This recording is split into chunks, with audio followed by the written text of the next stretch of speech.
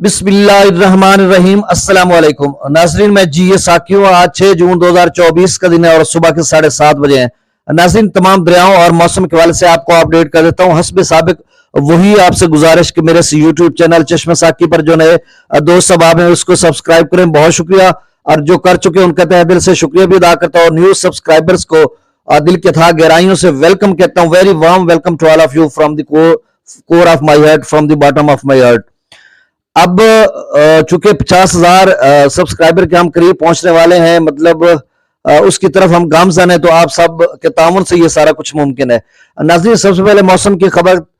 तो मौसम की खबर ये कि रात गए जो मुख्तलिफ इलाकों में बारिश भी हुई और मट्टी का तूफान भी था, गर्द आलूद हवाएं थी और उन्होंने लोगों का जीना दोभर कर दिया। सांस मुश्किल हो रही थी और कहीं यालाबारी हुई, कहीं बारिश, तो मिला जुला सा रुझान था।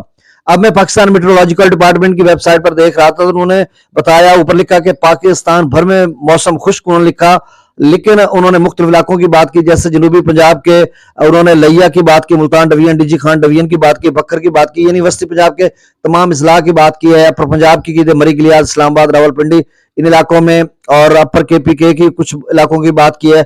और फिर बलूचिस्तान के चंद एक जो है शुमाली इलाका जात है उनकी उन्होंने बात की कि वहां पर बारिश का इम्कान है। और दूसरा सिंध की बलाई और वस्ती सिंध में मौसम अबरालूद रह सकता है या गर्दलूद हवाएं चल सकती है, जैसा कि जैकबाबाद का उन्होंने कहा, लाड़काना, सखर, घोटकी, कश्मीर और दादो वगैरह का।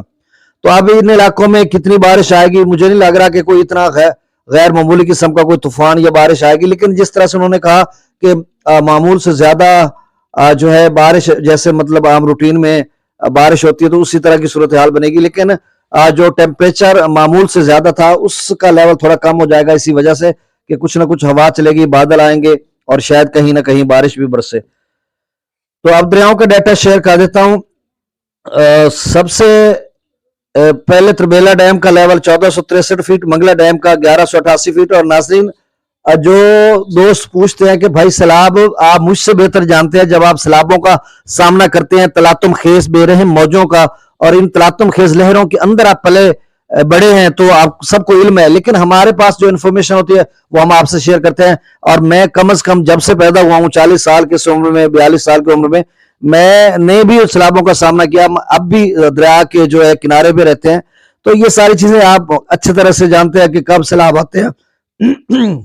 सैलाब आते तब हैं जब बारिशें आती हैं, ग्लेशियर्स पिघलते हैं या गैर मामूली मानसून के सिलसिले शुरू होते हैं, डैम्स भरते हैं, तो उसके बाद तो तब ये मुमकिन है। जुलाई के महीने में ज्यादा खतरा और चांसेस होते हैं।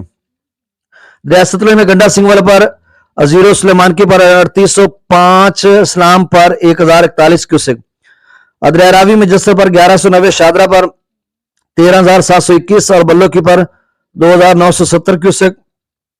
सिद्ध नईब राज पर खराज नहीं हो रहा। दरिया चनाब में मराला पर 13,598, खानकी पर 5,598, कादराबाद पर 0, त्रिमुद्राज पर 8,124, पदनंद पर 11,175।